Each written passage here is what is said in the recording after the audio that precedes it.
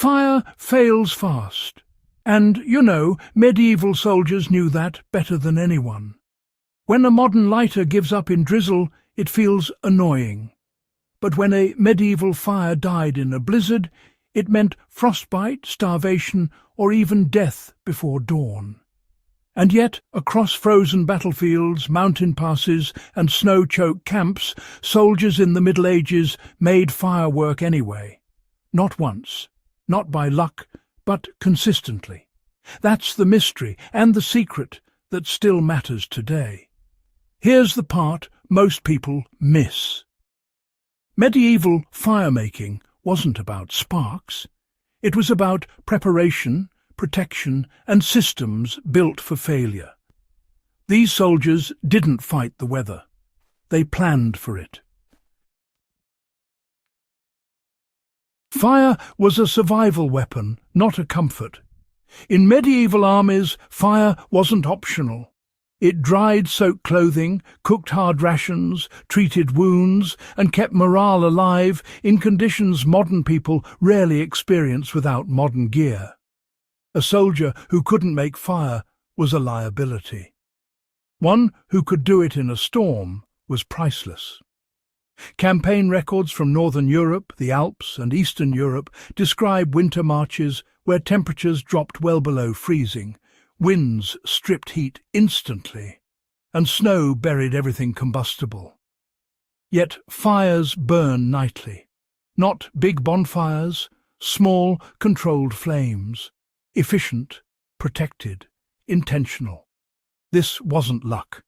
It was doctrine passed quietly from veteran to recruit. The secret was never the spark.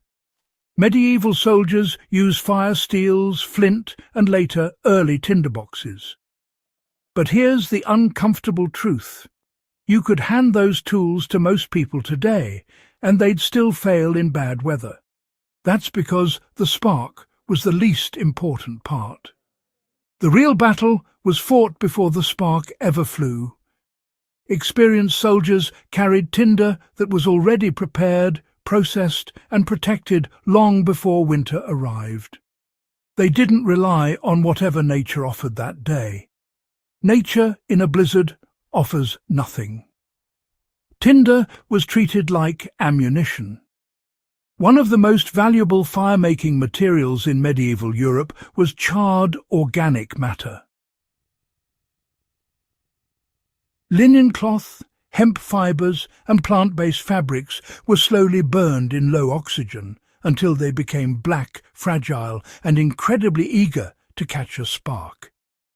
This material ignited at temperatures far lower than raw fibres. But here's the clever part. Once charred, this tinder resisted moisture far better than untreated material. Even if it got damp, it could be dried quickly near the body or revived with minimal heat. Another prized material was fungus harvested from trees, especially bracket fungi. It was sliced, boiled in wood ash or urine, beaten flat, then dried. The result was flexible, durable tinder that caught sparks easily and smouldered long enough to transfer fire to kindling. This wasn't improvisation. It was chemistry learned through centuries of trial and error. Now, this is where things get smart. Medieval soldiers didn't keep fire-making materials in packs that got soaked by snow and rain. They carried them close to the body, inside wool pouches, beneath cloaks, sometimes even inside shirts. Body heat mattered. Wool, unlike modern synthetics, retains warmth even when damp. A pouch of tinder inside a wool layer stayed dry enough to function. This wasn't accidental. Medieval clothing choices were survival technology, refined over generations. If your fire kit gets wet today, it's just an inconvenience. For them, it was a death sentence. So they designed clothing and carry systems to prevent that outcome. Lighting a fire in a blizzard wasn't about brute force. It was about sheltering the flame before it even existed. Soldiers built temporary windbreaks using shields, packs, cloaks, and even their own bodies. Two men might kneel shoulder to shoulder, forming a human wall, while a third worked the fire steel. Snow was piled deliberately to block gusts. Ground was scraped down to soil or stone, because snow just steals heat instantly. The flame was born in a pocket of still air. Only once it was strong did it meet the open wind. Here's the interesting part. Medieval manuals and accounts describe fires started below ground level, shallow pits, trenches, and depressions carved into snowbanks. Fire likes low places when the wind is violent. That knowledge is still valid today. Fuel was prepared like a supply chain. Wet wood doesn't burn. Medieval soldiers knew that, so they cheated. They collected dead branches from standing trees, not the ground. Standing deadwood stays drier because it's off the snow and exposed to wind. They split wood immediately, exposing the dry interior, then fed fires from the inside out. More importantly, they stockpiled fuel before nightfall. Fires weren't lit and then searched for fuel. Fuel was ready first, fire second. This single habit separates survivors from casualties. Fire was often smuggled, not made. Here's a twist most people never hear. Medieval armies sometimes carried fire itself. Slow-burning matches made from treated cord, bark or fungus could smoulder for hours.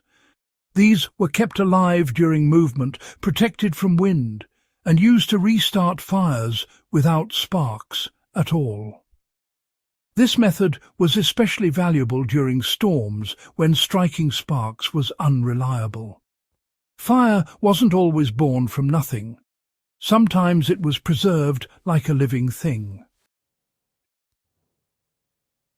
Why do modern people struggle, you might wonder?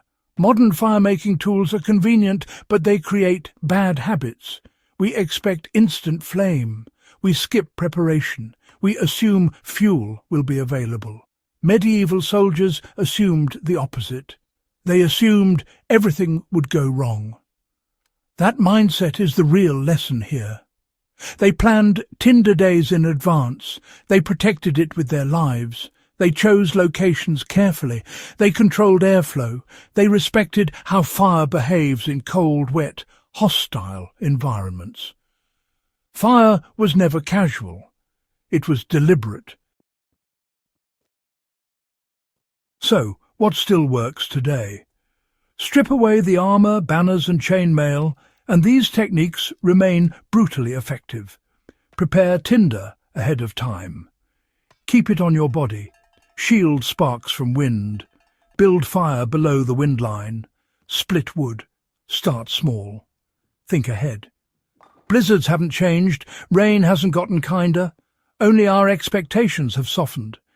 And medieval soldiers paid too high a price to learn these lessons for us to ignore them. Fire is fragile, but preparation makes it stubborn. If this kind of forgotten knowledge matters to you, if you want the real skills that kept people alive before modern shortcuts, stay with Before Modern Times. Subscribe, like the video, and share it with someone who thinks a lighter is enough. History still has teeth, and we're just getting started.